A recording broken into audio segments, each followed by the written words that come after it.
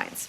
Joining us now, Senator Angus King of Maine. He's a member of the Intelligence and Armed Services Committees. It's great to see you, Senator. Tell me where this stands. Well, it stands that the bill was introduced yesterday and the ink was hardly dry before apparently the Republicans in a uniform way said no, which really disappoints me because a lot of effort went into really paring down the bill that passed the House last year and getting to a place that I think is a common sense set of minimum standards to apply across the country. And the fact that the Republicans apparently have just rejected it out of hand, I suspect not many of them have read it.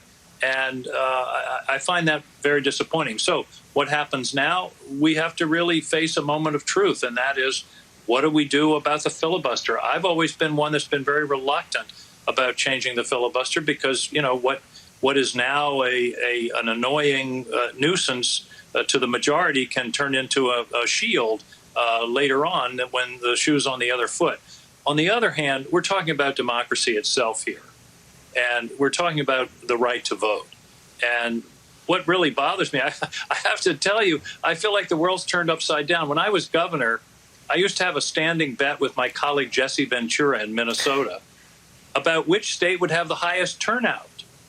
I thought that was the whole idea. More people voting. That's what democracy should be all about. And we were always trying to see, you know, who could have the highest turnout. And here we are now, and we've got a political party that seems to be betting its future on keeping people from voting.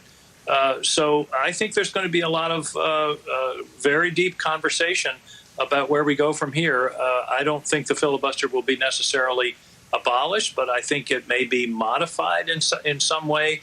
And here's the numerical reality, Nicole. I did the math the other day. You can assemble 41 Republican senators, which is enough to block anything, representing 24% of the American people. That means 24% of the American people's representatives can block what 76% of the American people's representatives want. And I don't think the framers contemplated that. They knew fractions. They put them in the Constitution in various places, but they didn't put a fraction in the Constitution for the passage of major legislation. So there's going to be some heavy debate over the next several weeks. I hope some of the Republicans will come around and say, wait a minute, this bill's not so bad. We ought to talk about possibly coming to some resolution here. There's nothing bad in the bill, but Republicans won't come around. I mean, they've shown you who they are. Isn't it time to believe them? Well, yeah, you know me, Nicole. I'm a perennial optimist, and maybe there'll be some public pressure. My sense is that the public understands this issue and supports what we're trying to do here, which, again, are common sense sort of minimum standards nationwide. This isn't a federal takeover of elections. It's setting some minimum standards, and then the states will run the elections as they always have. And by the way, the Constitution expressly contemplates Congress stepping in this kind of situation with regard to voting rights in the states. And the other thing that's frustrating is the Voting Rights Act was last renewed in 2006. You know what the vote was? 98-0. I mean, why has this become a partisan issue? I don't really get it. Yes, you do. And may I just speak as a former political operative. You have 65% of the public. You don't need to do any public relations around this bill. What you need to do is get your caucus on board with suspending the filibuster. And I wonder if you could share with us who you think the holdouts will be. Well, I'm not going to do that. You're free to ask that question. I'm not going to answer it. But I mean, I think it's well known that Joe Manchin from the state of Senator Byrd is very reluctant about it. Christian Sinema has mentioned it. There are others. And as I say, I was always one that said, you know, we got to be careful here because this could come back and bite us in 2, 4, 6, 8 years. But I think, again, democracy is a separate issue. And that's really what we're talking about. And everybody's on board in the caucus with this bill, including 2 independents, myself and Bernie. And so the question is, what will we do next? Jeff Merkley from Oregon has really done a enormous amount of work on this, trying to find ways to modify the filibuster in such a way, for example, to make people talk. I mean, the public has an impression that the filibuster, you go and you got to hold the floor for hours and hours and hours. You know, Mr. Smith goes to Washington. That's not true anymore. It's too damn easy You can phone in a filibuster. I am opposed. I'll filibuster. Okay, it requires 60 votes. So I think one of the options is to make it harder and make the people who want to block things hold the floor and make their argument to the American people. There are a lot of other possibilities. For example, instead of requiring 60 votes to go ahead, you require 40 votes to stop. That means they have to show up. So, as I say, there are going to be lots of discussions.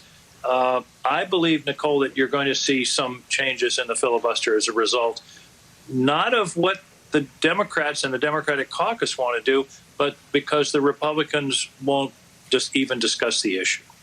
Have other people had the evolution you've had, people who were previously reluctant to touch it but now think it's a good idea? I think they have. I think a lot of people, and again, I distinguish between various pieces of legislation on this or that subject, immigration or whatever, and democracy itself. And you know, it's ironic that you're talking about minority control on democracy, which has the effect of disenfranchising minorities around the country. I think there are other people that have had that evolution, and like I say, I don't think I'm prepared to abolish it altogether, but I am prepared to make some changes that I think will be necessary and that will enable us to finally move forward on this. When you're ready to share any names with us, please come back. I have to ask you, you had a breakthrough COVID case. How are you feeling? And did it change any of your views on mandates or indoor mask wearing, regardless of vaccine status? Well, I did, and I was pretty sick for 2 or 3 days. The symptoms started to dissipate. I had to isolate for 10 days. My wife would bring the food to put it by the door, knock on the door, and then run. But I'm fine now. It did. But here's the reality, Nicole. I think the vaccine saved my life. Yeah. If I hadn't been vaccinated, given the severity of the symptoms that I had, which is like the worst head cold you ever had times 2, if I hadn't been vaccinated, there's no question I would have been in the hospital. 99% of the people in the hospital today are unvaccinated. And over 90% of those who had a breakthrough case like I did aren't in the hospital. So it really confirmed my belief in the vaccine. And this is a case where, you know, people talk about personal freedom. Well, you don't have the freedom to infect somebody else. And you know, if you don't care about your own health, that's one thing. But people are something like 5 times more likely to spread the disease if they're unvaccinated. And I just think that's unacceptable. So I have the personal experience of absolutely believing that the vaccine is a lifesaver. And this pandemic would be largely over. What we're having now is a distinct, separate pandemic from the one we had last year. This is a pandemic of the unvaccinated. The pandemic for the vaccinated is over, except for these breakthrough cases, which end up with symptoms that are clearly survivable. But that's what's really troubling about this, and I think we need to move on. I mean, all of us had vaccinations as kids. Come on, George Washington had the Army in the Revolution vaccinated for smallpox, and I lived through polio. I lived through the polio scourge in the 50s. Polio was eliminated by the vaccine. I think a lot of these folks have forgotten that. Vaccines are a miracle of modern medicine, and they save millions of lives around the world. And let's get over it and move on and save lives here. Every death that we have that's unvaccinated is a preventable death, and that's a tragedy. I think it's really important that people hear from you that you think you survived your bout with the breakthrough COVID infection because of the vaccine. I hope they call on you to shout that from the rooftops, and we're really glad that you're okay and your family's okay. Senator Angus King, thank you so much for spending some time with us. When we